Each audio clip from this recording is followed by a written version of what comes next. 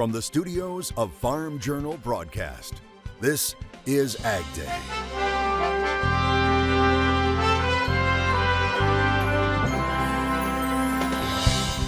A bullish sight spotted in Nebraska. They thought that it was going to be, like a calf. See what happened when police encountered a bull named Howdy Doody in a car. A summer of extreme heat. It's just harder on everything. The impact that's having on the southern corn crop as harvest continues in Louisiana.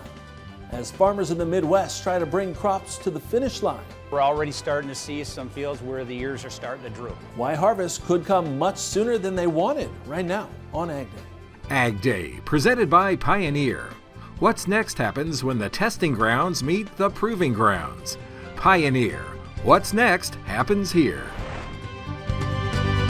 Good morning, I'm Clinton Griffiths. We saw it happening last week during Crop Tour. High heat and dryness taking their toll on crops in the Midwest. And now the impact of that showing up in the latest drought monitor. The latest map showing another uptick this week in drought conditions. Now just over 34% of the nation is in drought. That's up more than 1.5% over last week. And it's up 15% from just 3 months ago. And that's also impacting the percentage of corn and soybeans in drought. Now 45% of the corn crop is in drought, up another 2% from a week ago. As for soybeans, now 40% in drought, also up 2%. With harvest still a few weeks away and many crops in the Midwest in desperate need of moisture, it could be a race to the finish. AgDay's Michelle Rook joins us. And Michelle, we saw earlier this week that crop ratings in a couple of key states also took a hit. Clinton, crop ratings took a big hit this week, especially in many of the western Corn Belt states due to drought and the heat taking its toll on the crop. I talked to agronomists about what this means for overall yield and the upcoming harvest with this crop getting pushed to maturity so fast. Corn and soybean crop ratings dropped 6% in both Iowa and Nebraska last week. 80% of Iowa is in drought. That's up 6% from last week. 76% of Minnesota is in drought, up 3%. Add on the recent heat and wind, and it's speeding up crop maturation. It really pushed this crop along very rapidly, and we're already starting to see some fields where the ears are starting to droop. So in the driest areas, the crop is prematurely shutting down. Forecasts look mostly dry for the next few weeks, and if they confirm, some of those fields may need to be harvested early. Where the crop is getting pushed to the finish, maybe faster than it would like to, that a lot of times stalk integrity can begin to be a concern. And also, especially if we look back to midsummer and some of the drought stresses we had in and around tasseling, that can eventually impact potential as far as ear droppage as well. So folks are going to want to get out and get that crop out of the field in good time this fall. Parts of Iowa, like the Northwest, have been in a drought cycle since mid-2020. And with the recent heat stress, agronomists expect yield loss on corn. But you're taking the top end out. Even if you look at like the edge effect right now that's coming in, that western side and the southern side of the corn, some of these cornfields is turning completely brown today. And for early dent, we probably have 35% left to go. If we're later in dent, obviously the damage is more minimal there. Even soybean production potential has been lost, and it's not just from flat and two bean pods. I've been walking bean fields, fewer total nodes, and then a lot of times what I've seen too is fewer pods per node on a plant. Agronomists also advise farmers to scout for signs of aflatoxins in drought areas. I'm Michelle Rook reporting for AgDay. All right, thanks, Michelle. Another sign of possible trouble. Only 3% of the nation's topsoil moisture is in surplus. Most of that is in the northeast part of the country in sections of the Great Lakes region. USDA meteorologist Brad Rippey says there's a 52% short to very short moisture rating for the period ending August 27th. Now that's up 5% from the previous week. We actually have our highest national number, that 52% very short to short, highest in the last 10 years. And that actually tops the numbers we saw in late August of 2020, 2021, and 2022 ever so slightly. Pockets of dryness are in the South Central and Gulf Coast regions, led by Texas with 93% very short to short topsoil moisture. After a short break, heat is building back into parts of the Midwest. Meteorologist Andrew Whitmire has a look ahead. And again, all eyes on the heat. We continue to watch the Plain States, and that's where the heat's going to continue to build and expand its way further along the eastern coast, the Midwest and Great Lakes states here as we head on into Labor Day weekend. Temperature outlook through the first week of September, again showing lots of reds across the eastern U.S., but a little blip of blue showing up across the far northern Pacific Northwest, as they will be dealing with a nice little trough, and that's basically where the moisture will stay. And if we expand this further all the way into September 13th, you notice the central part, or the main part of that next heat dome, is going to stay again down across the far southern plains, which those folks do not need it, as again they really need the moisture down across Texas, especially the San Antonio area, and even on over into Houston, where they continue to see an extreme to an exceptional drought, or further expanding their way eastward. We'll take a look at that rain percentage chances though coming up in AgDay weather. Check out this photo of the day here, and check out Grandpa Paul at the dairy in Mill Hall, Pennsylvania, and his first day of harvest this year at the young age of, get this, 96 years old. The dairy said he's the man who started it all and never stops doing what he loves. I'll have your AgDay forecast in just a few. Hurricane Idalia has now tracked offshore after cutting a deadly path through Florida Wednesday. The storm continuing then to thrash communities up the coast into Georgia and the Carolinas overnight into Thursday morning. It came ashore in Florida's Big Bend as a Category 3 hurricane, downing trees, tearing roofs off buildings, and flooding homes as the sea surged onto shore, leaving entire communities underwater. Crystal River was decimated. We had 8 feet of storm surge come inside of City Hall. There are some communities that may never look the same, and others that will get rebuilt that will look slightly different. And so, look, this is a life-changing event. After pounding Florida, Idalia swung east, flooding many of South Carolina's beaches and leaving some in the state and North Carolina without power before heading back into the Atlantic Ocean. Forecasters said the weekend storm should continue heading away from the U.S. for several days, but officials in Bermuda warned Idalia could hit the island early next week as a tropical storm. Meanwhile, damage from that storm is helping push orange juice futures near record highs. Prices rose Wednesday into Thursday as the storm roared across Florida. Contracts for frozen concentrated orange juice hit $3.34 per pound. Florida orange production was already expected to be small, half of what it was just 2 years ago. Also on Wednesday, a Brazilian group said orange juice stocks in that country were down 40% at the lowest level since it began collecting data 12 years ago. Brazil is the world's largest orange juice producer and exporter.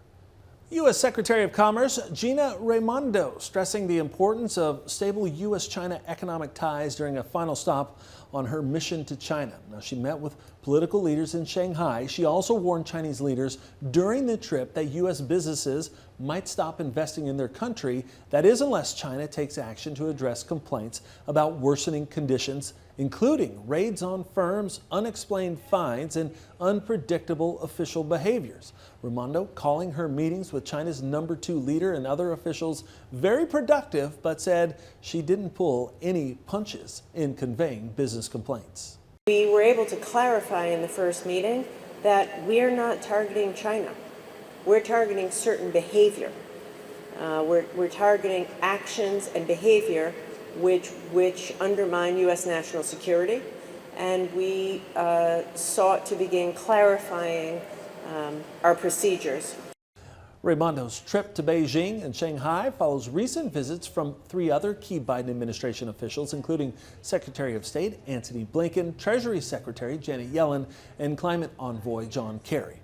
Something new that could cut into the growing feral hog population in the country. Researchers at Texas A&M University coming up with a new toxicant tool. They found a low-dose warfarin-based toxicant has been shown to be an effective option for landowners. The 2-year study was conducted on 23 sites in 10 counties across several regions of Texas. They placed warfarin, a type of anticoagulant, in specially designed dispensers in order to prevent other animals from getting access. And they say they were able to effectively and efficiently reduce the feral hog numbers with diligent application of the product. Now, it's estimated there are more than 3 million feral hogs in Texas alone that have caused more than $500 million in damage to ag and private property. We've talked a lot this week about new technology, and a tech tool that's showing up on more farms is the drone. But how many farmers are using them to get a look at their crops? Well, USDA's Economic Research Service looking into it. It says aerial imagery of all kinds, drone, aircraft, or satellite, was used on only 7% of corn acres in the year 2016. Now, that number was almost 10% for soybeans in 2018, while winter wheat in 2017 came in at 3.5%. Cotton in 2019 was just under 3%, and sorghum was 4.6%. Now, it says for context, in 2016, more than 43% of farmers used yield maps, 21% used soil maps. Commodity markets softened on Thursday amid a flurry of negative pressure. We'll break it down issue by issue coming up next. And later, not everyone uses a trailer to haul their prize bull to town. The story behind this wild site in Nebraska in the country. AgDay is brought to you by Endzone from Farm Shop MFG, which allows you to rehydrate your soybeans from 10 to 13% on a 20,000 bushel bin. That's an extra semi-load added to your bottom line. Order your Endzone fan control now for as low as $3,300 while supplies last.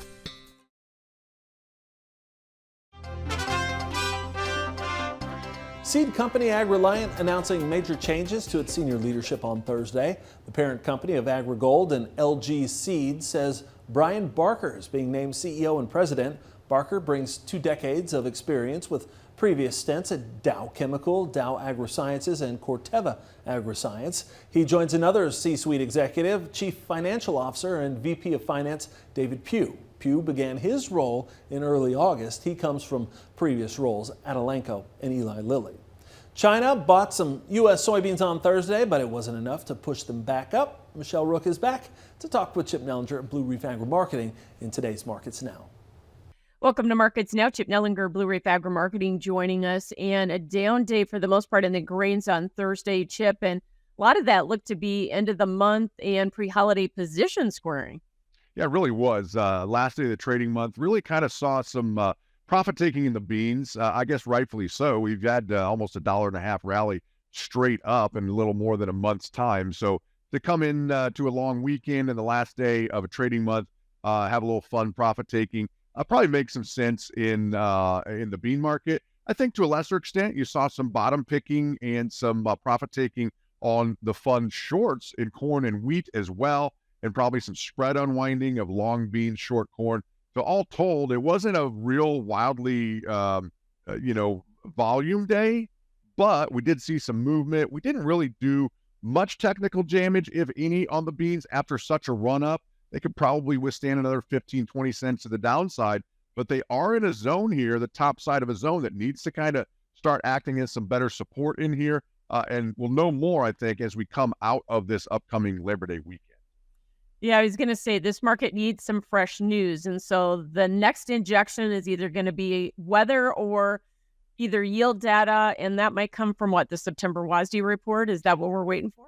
Yeah, September WASDE report is going to be huge in my mind. It's the first, stab this year of actually, having USDA on boots on the ground in the field surveys. And then I think the weather still matters, right? I mean, it is coming into a very dry stretch, particularly for that kind of northwestern portion, upper, Midwest and the Corn Belt. And so if we don't get much more rain, I mean, immediately you're going to have a strong argument that the ending of the growing season is really going to be conducive to cutting yields rather than adding 2 bushels. And so I think the weather still matters. And maybe it doesn't today, it doesn't tomorrow ahead of the long weekend, but Monday night and Tuesday, I think the weather still very much matters as far as temperatures and rainfall over that first half of September. Thanks for joining us, Chip Nellinger, Blue Reef Agri-Marketing. That's Markets Now. We'll have more AgDay coming up. Farming has changed. Markets are riskier than ever. For customized, focused commodity marketing, contact Chip Nellinger or Adam Dreyer at 309-550-7213.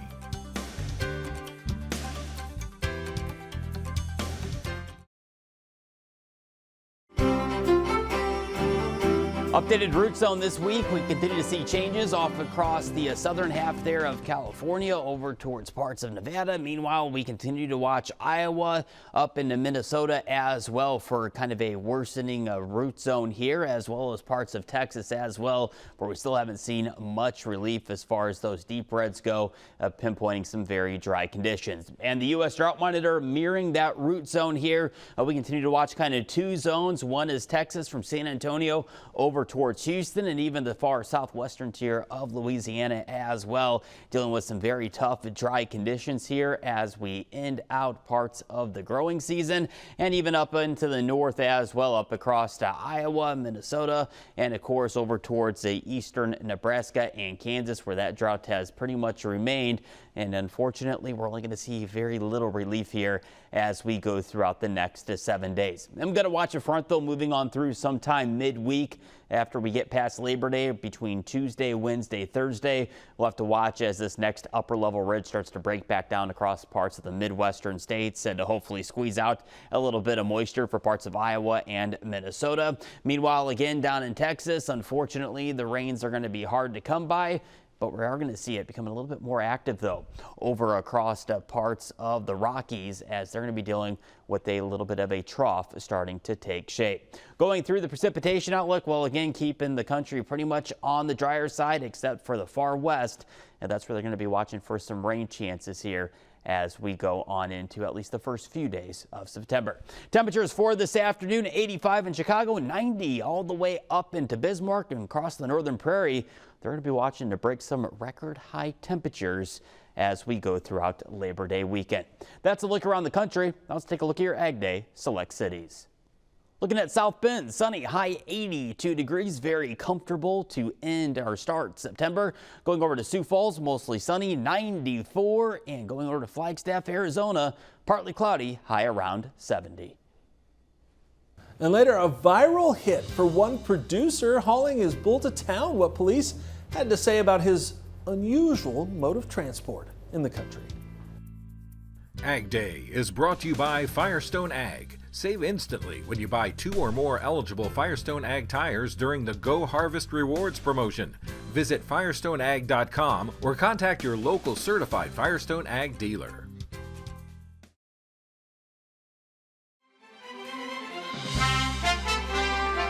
Louisiana corn harvest is wrapping up and yields have been good and bad. As LSU Ag Center correspondent Craig Gautreaux reports, corn planted early has fared much better than corn planted later. For nearly 3 weeks, Kellen Lee has been harvesting his corn crop in Tensas Parish, and for the most part, he has been pleased with the results.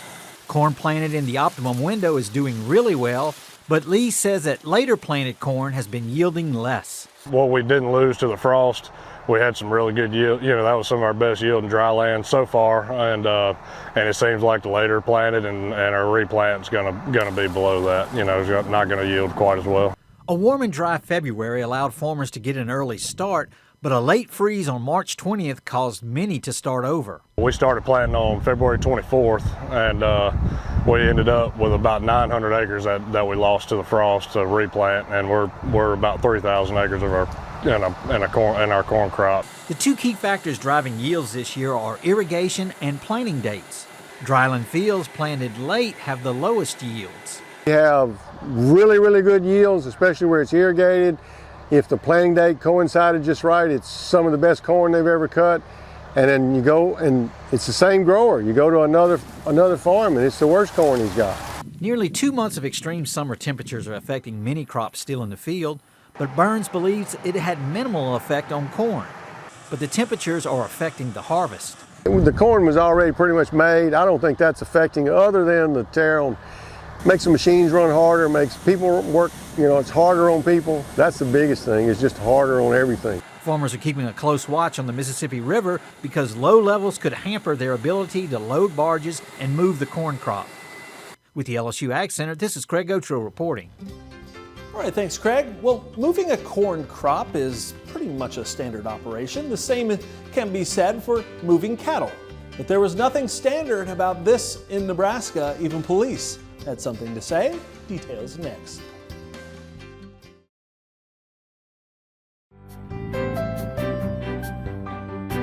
This next story we have for you, we can attest, is no bull. Nope, this really happened, and it actually involved a bull. Police say a Nebraska man was pulled over after he was spotted rolling down the highway with an enormous live Watusi bull riding shotgun. And when officers arrived, they were in for a shock. They thought that it was going to be, like a calf, something smaller, something that actually fit. Instead, they found a giant bull named Howdy Doody. The owner/driver avoided a beef with the cops by addressing some obvious traffic violations. They gave him a warning and told him to steer his custom convertible right back home. They say no one and no animals were hurt. And that's all the time we have this morning. We're sure glad you tuned in. From all of us here at AgDay, I'm Clinton Griffiths. Have a great day out in farm country.